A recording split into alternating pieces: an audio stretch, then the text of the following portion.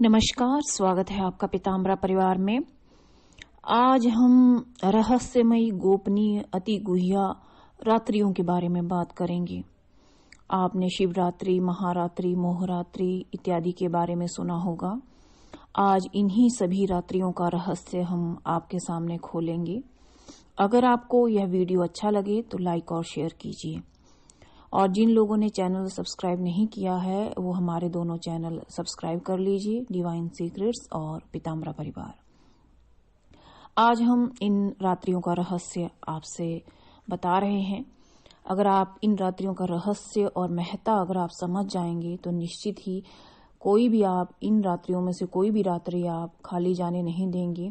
उन रात्रियों में कोई ना कोई आप अपनी साधना से संबंधित प्रयोग करेंगे ही करेंगे। वैसे आपने रात्रियों के बारे में सुना होता है, लेकिन हम आज 4 रात्रियों की विशेष चर्चा करेंगे, जिनके नाम हैं महारात्रि, मोहरात्रि, दारुण रात्रि और काल रात्रि। इन रात्रियों की महत्ता क्या है और सबसे महत्वपूर्ण या सबसे उत्तम या सबसे ज्यादा तेजस्वी रात्रि कौन सी है, इस बात पर भी हम चर्चा करेंगे। जैसे कि हर साधक की जिज्ञासा रहती है कि कुछ ऐसा समय उन्हें बताया जाए कि जब भी वो साधना करें, अपनी साधना का उन्हें बहुत सारा फल मिले या कई गुना फल मिले। तो आज जिन हम 4 रात्रियों के बारे में बताएंगे, अगर आप इन रात्रियों में साधना मंत्र जाप करते हैं तो निश्चित ही आपको अच्छा फल या कई गुना फल मिलता है। हमने 4 रात्रियां आपको बताई: महारात्रि, मोहरात्रि, दारुण रात्रि और काल रात्रि। शिवरात्रि को महारात्रि कहा जाता है, कृष्ण जन्माष्टमी की रात्रि को मोहरात्रि और होलिका की रात्रि को दारुण रात्रि के नाम से जाना जाता है, और दीपावली की रात्रि को काल रात्रि के नाम से जानते हैं। बात करते हैं महारात्रि की।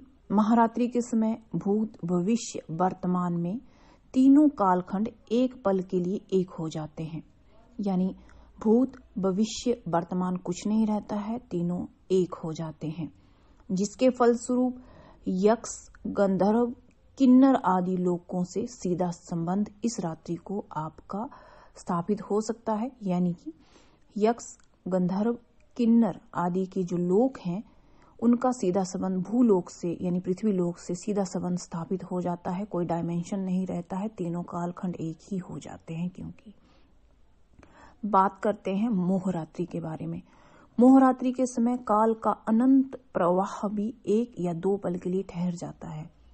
कभी आपने सुना है कि काल ठहर जाता है? शायद इससे पहले कभी ही आपने सुना होगा या नहीं सुना होगा, ये मेरा दावा है। लेकिन मोहरात्रि यानी कि कृष्ण जन्माष्टमी, कृष्ण जन्माष्टमी को जैसा कि मैंने पहले बताया मोहरात्रि के नाम से भी जाना जाता है। तो क्या होता है इस रात्रि को, ये जानते हैं।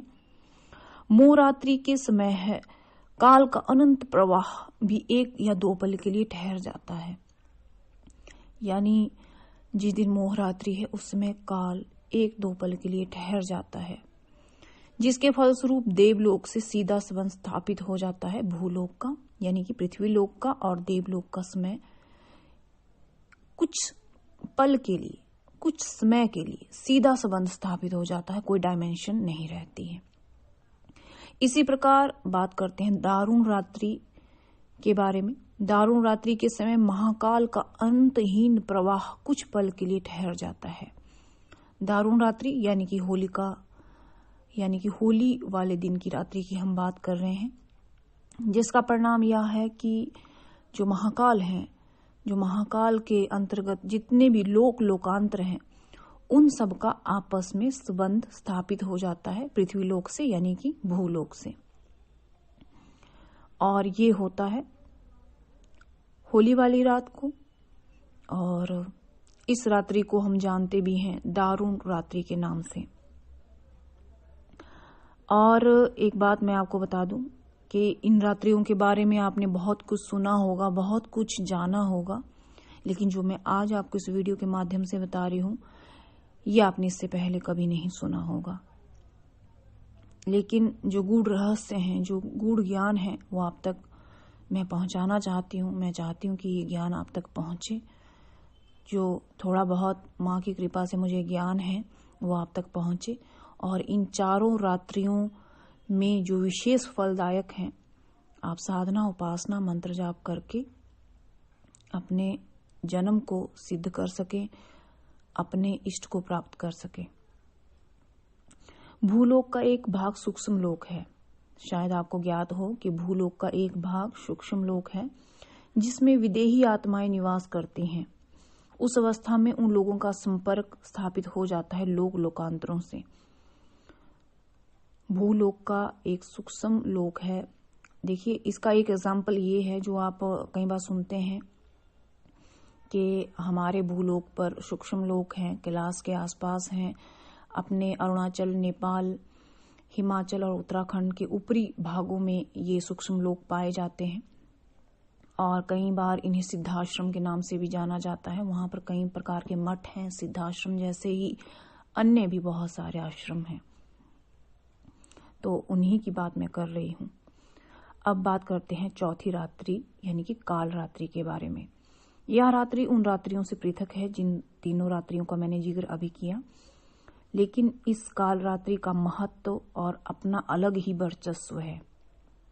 इसकी अपनी एक विशेष आध्यात्मिक विशेषता तो होती ही है, इसके अतिरिक्त इसकी एक अलौकिक विशेषता भी है जो मैं आपको बताऊंगी। इसलिए क्योंकि महाकाल के ऊपर जो कालातीत अवस्था है वहां परम शून्य है, जिसको योग की भाषा में परमाकाश भी कहते हैं।